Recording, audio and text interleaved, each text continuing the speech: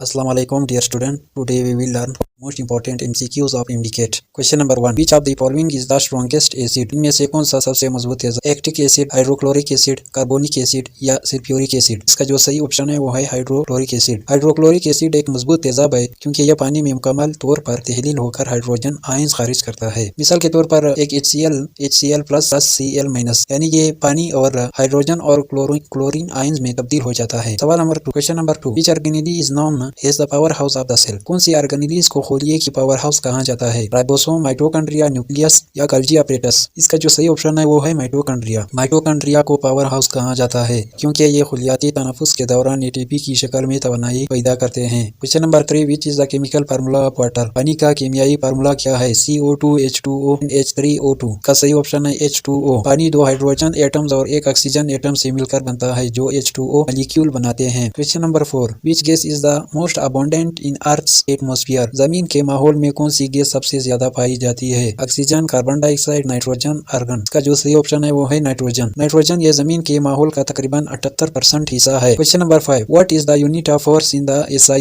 system? SI निज़ाम में force की इकाई क्या है? जूल, न्यूटन, पास्कल, वाट? इसका जो सही ऑप्शन है वो है न्यूटन, क्योंकि फोर्स न्यूटन में माफी जाती है जिसकी तारीफ F is equal to ma के तौर पर की जाती है, जहाँ F यानी F से फोर्स, M से मास और A से एक्सीलरेशन। मिसाल के तौर पर अगर मास 5 किलोग्राम हो और एक्सीलरेशन जो है वो 2 मीटर फी सेकंड हो तो फोर्स 10 न्यूटन होगी। Question number 6. Which vitamin is known as the sunshine vitamin? कौन सा विटामिन धूप का विटामिन कहलाता है? Vitamin A, vitamin C, vitamin D या विटामिन ई? इसका सही ऑप्शन है विटामिन डी, क्योंकि विटामिन डी को धूप का विटामिन कहा जाता है। ये जिल्द धूप के सामने आने पर उसे पैदा करती है। मिसाल के तौर पर लोगों को हड्डियों की मजबूती के लिए सूरज की रोशनी में वक्त गुजारना होता है। Question number 7. Which is the pH of pure water at 25 degree? pH यानी प्योर वाटर खालिस पानी का pH क्या होता है? 0, 7, 10 या 14? इसका सही ऑप्शन है 14, क्योंकि खालिस पानी का pH न्यूट्रल होता है, यानी इसमें H प्लस और माइनस OH यानी आयंस की मिकदार बराबर होती है। Question number 8. Which blood group is known as the universal donor? कौन सा ब्लड ग्रुप को यूनिवर्सल डोनर कहा जाता है? A,